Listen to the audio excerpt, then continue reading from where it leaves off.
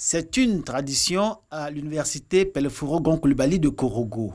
Avant le premier semestre de chaque année et toujours après l'ouverture de l'année académique, le président de cette institution convie l'ensemble des enseignants et les personnels à une journée de retrouvailles et d'échanges.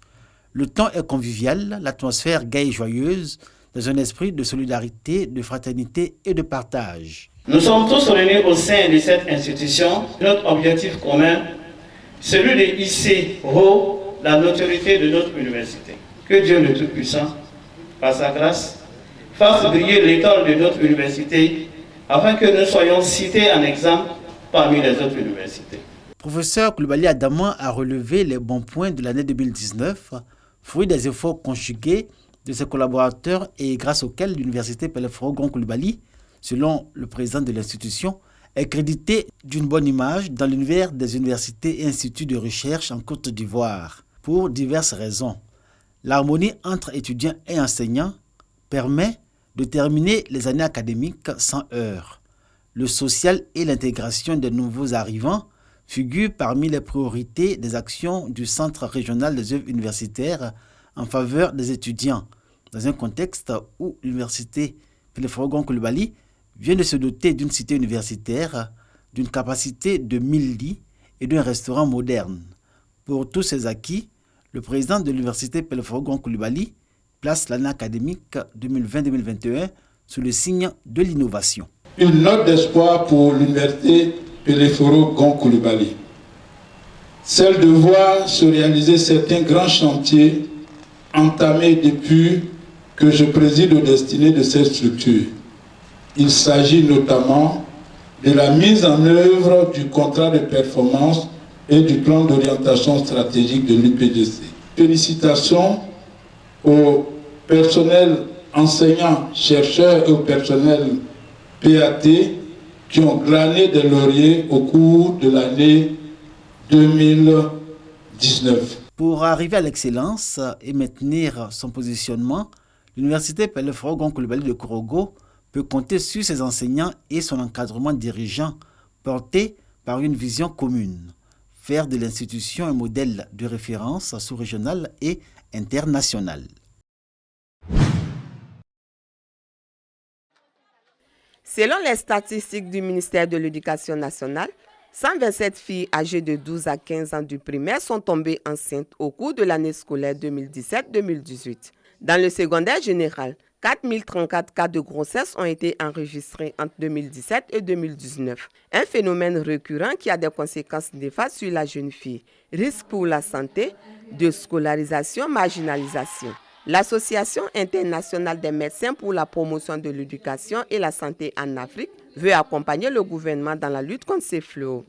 Elle initie des journées de sensibilisation sur les comportements à risque dans les lycées du pays. À Boaké, le lycée moderne Jeunes Filles est le premier établissement à abriter cette campagne. À l'endroit des jeunes filles, leur dire que leur avenir de demain se construit aujourd'hui. Ce sont des petites pierres que nous posons chaque jour, des décisions que nous prenons aujourd'hui qui construisent notre futur.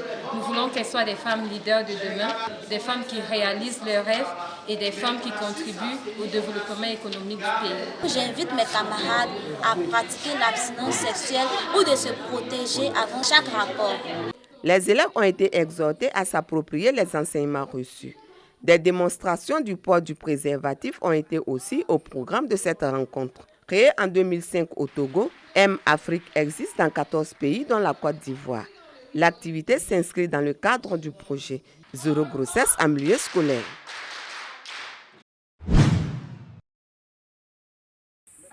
Ce sont au total 2 tonnes de viande boucanée, communément appelée viande de brousse, qui ont été saisies par les agents des eaux et forêts de la direction régionale de Mans. Cette saisie a été opérée dans la nuit du dimanche 1er mars 2020 aux environs de 22 h au corridor nord de la ville de Mans. La viande, composée essentiellement de carcasses de facouchères et de sangliers, se trouvait dans ce camion en provenance du nord. Elle était dissimulée sous des sacs de graines d'arachide, de légumes et produits maraîchers. En plus de la viande, le camion contenait également 2 tonnes de sucre prohibé.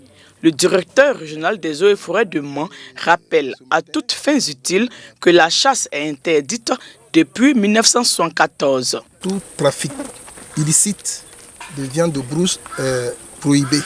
C'est pourquoi, au niveau de la direction régionale du Tompoui, je crois que nous sommes à notre 3e ou 4e saisie de viande boucandée. Et c'est le lieu de rappeler aussi que tous ceux qui s'adonnent à cette pratique-là seront poursuivis. Et je voudrais les interpeller à l'effet de cesser de faire le braconnage. Le secrétaire général numéro 2 de la préfecture de Mans félicite et encourage les agents qui ont fait cette saisie. La viande que nous avons vue là, qui était supposée être une viande de consommation, est en très mauvais état. Et ça, c'est gênant pour nous qui sommes les représentants des pouvoirs publics ici de savoir que nos populations sont alimentées par ce genre de viande-là. Et nous avons appelé les services vétérinaires à l'effet de venir regarder, de nous faire une évaluation très profonde de l'état de la viande. Relativement à cette saisie, c'est de féliciter tous les agents. S'ils ont pu faire ce travail-là, c'est parce qu'ils ont été vraiment bien instruits et bien pris en main par leur hiérarchie. Les 2 tonnes de sucre ont été remis à la douane et la viande boucanée a été incinérée en présence des autorités administratives. 8 tonnes de médicaments frauduleux, 5 tonnes de poissons et de pâtes de poulet impropres à la consommation, 5 tonnes de riz avarié, 3 tonnes de pesticides et 164 kg de cannabis stockés dans des bureaux à la direction régionale des douanes de San Pedro. Les agents leur demander d'être très vigilants, n'est-ce pas, au nom du monsieur le directeur général, en vue de renforcer le contrôle au niveau des corridors. Actuellement, nous avons en libre circulation beaucoup, n'est-ce pas, de produits prohibés, beaucoup de produits impropres à la consommation humaine, n'est-ce pas, très néfastes, n'est-ce pas, pour la santé des populations. Et les médicaments, comme vous les voyez, ce sont des médicaments de bonne facture, c'est-à-dire qu'ils peuvent se retrouver effectivement dans les pharmacies. Parce que les personnes interpellées nous ont donné l'information effectivement que ces médicaments, n'est-ce pas, servent, n'est-ce pas, dans plusieurs structures. Ces produits destinés à ravitailler le marché de San Pedro ont fait l'objet d'une incinération. Je voudrais saisir l'occasion pour féliciter au nom de monsieur le préfet de la région, le DE pour le beau travail qu'il a abattu. C'est un travail qui est fait pour notre sécurité. La sécurité alimentaire et les produits impropres à la consommation doivent être saisis et c'est ce qu'ils ont fait. J'invite les populations à éviter de s'adonner à ce genre de trafic. Tout ce qui doit être consommé dans nos villes doit être dans un circuit commercial normal. Donc il faut éviter de défier les forces de sécurité en s'adonnant à des voies de trafic illégales. Les autorités de San Pedro invitent les populations à plus de collaboration afin de lutter efficacement contre ces produits frauduleux, contrefaits et impropres à la consommation.